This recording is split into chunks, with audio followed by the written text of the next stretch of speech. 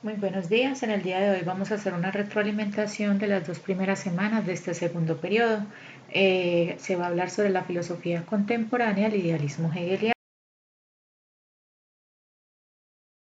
El idealismo hegeliano, que es un pensamiento un poco complejo, tenemos que partir para recordar, solo hablamos en el primer periodo sobre el idealismo filosófico.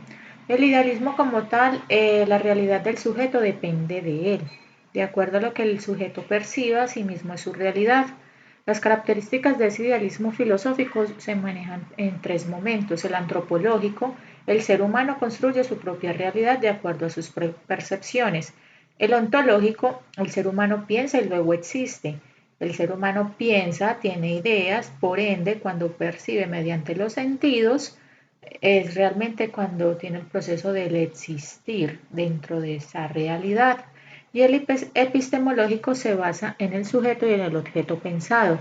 ¿Qué quiere decir esto? Que siempre va a haber una relación entre el sujeto, uno, y el objeto pensado, los objetos que tenemos a nuestro alrededor y las ideas que tenemos frente a él. Ahora sí, pasamos al idealismo hegeliano. Hegeliano dice que las ideas son más importantes que el resto de las cosas, porque los objetos no podrán existir si alguien no los percibe. ¿Qué quiere decir esto? Que las ideas son más importantes que las cosas y dichas ideas pueden existir de forma independiente de toda realidad. Según esto, los objetos no podrían existir si alguien no los percibe y que sean conscientes de ello. Según Hegel, trata de interpretar la totalidad de los hechos y de la historia en función de la identidad entre lo que es real y lo racional. Es decir, lo real es el desarrollo de la idea y la idea es el desarrollo real.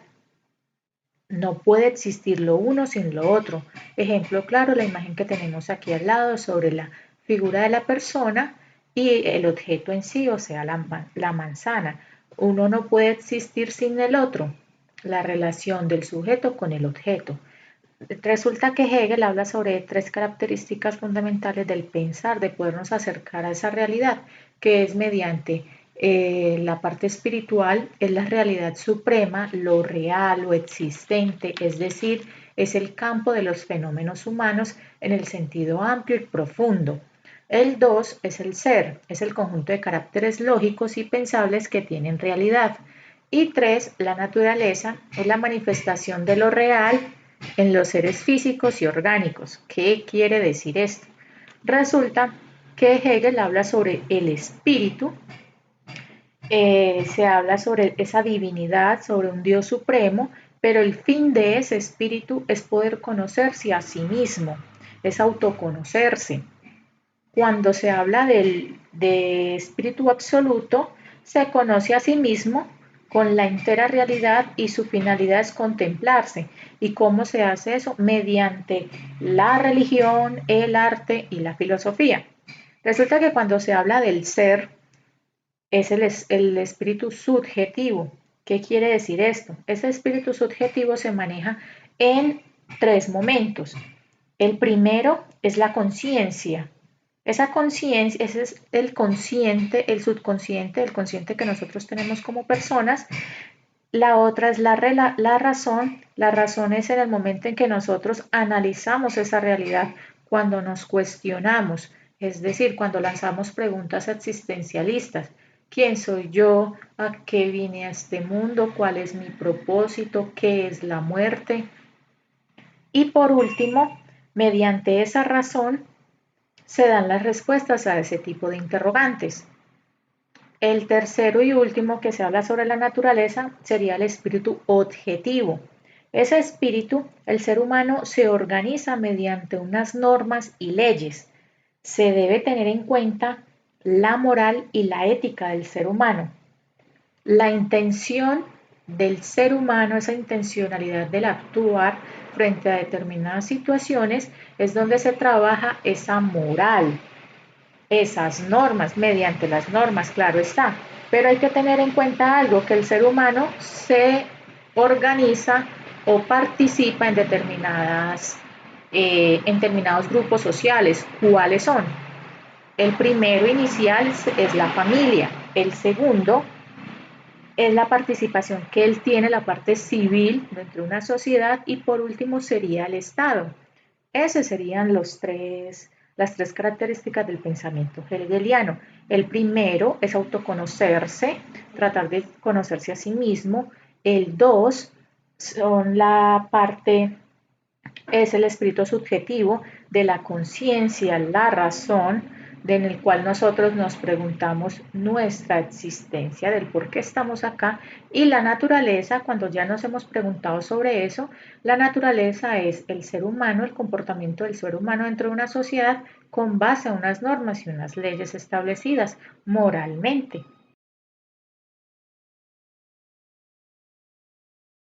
Que la dialéctica, el discurso que la dialéctica que él maneja es la razón para afirmar o negar algo y luego superar esa contradicción. ¿Cómo así? Resulta que Hegel dice que la razón es espontáneamente dialéctica.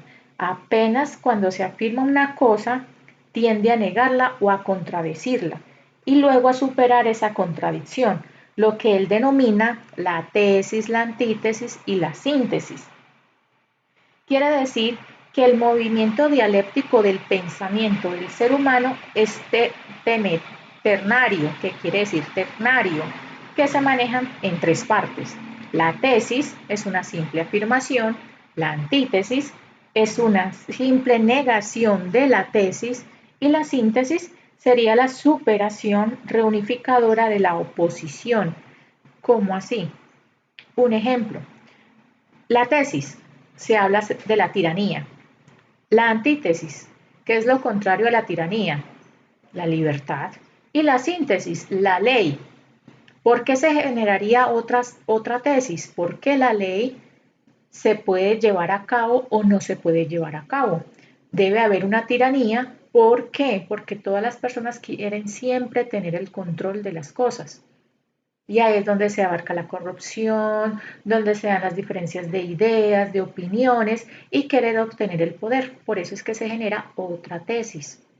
Espero poder haber explicado o dado respuesta o solución a las dudas que se tenían frente al tema. Ahora sí pasamos a realizar la. En la actividad es solamente elaborar un mapa conceptual que se deben de tener en cuenta los conceptos fundamentales de la lectura de la guía. ¿Dónde está la lectura de la guía? Aquí les entrego el enlace. Se habla sobre la historia de Hegel, su manera de pensar, la historia del espíritu, las características del espíritu, que sería el subjetivo, el objetivo y el espíritu absoluto. Por último, yo les presento al lado derecho la estructura de un mapa conceptual. Recuerden que no son que son palabras claves. No es transcribir, es algo muy corto, algo en el cual usted pueda aprender y entender de manera un poco más clara sobre el contenido del enlace. Y por último, se realiza la prueba en el máster. Le voy a dar unas indicaciones de cómo deben de realizarlo. La prueba en la plataforma. Ingresa a la plataforma con tu usuario y contraseña. Espero que tengan claro, me imagino que sí, cuál es el usuario y su contraseña. Se dirigen, cuando ya están dentro de la plataforma, se dirigen a la opción prueba. Realizan la prueba. Lean muy bien las indicaciones. Esa prueba es con base a lo explicado en este video. Tienen muy buen tiempo, pueden leer claramente, son preguntas muy cortas, es sobre falso y verdadero. Lo único que les puedo decir es que confíen en sus conocimientos y muchos éxitos. Feliz día.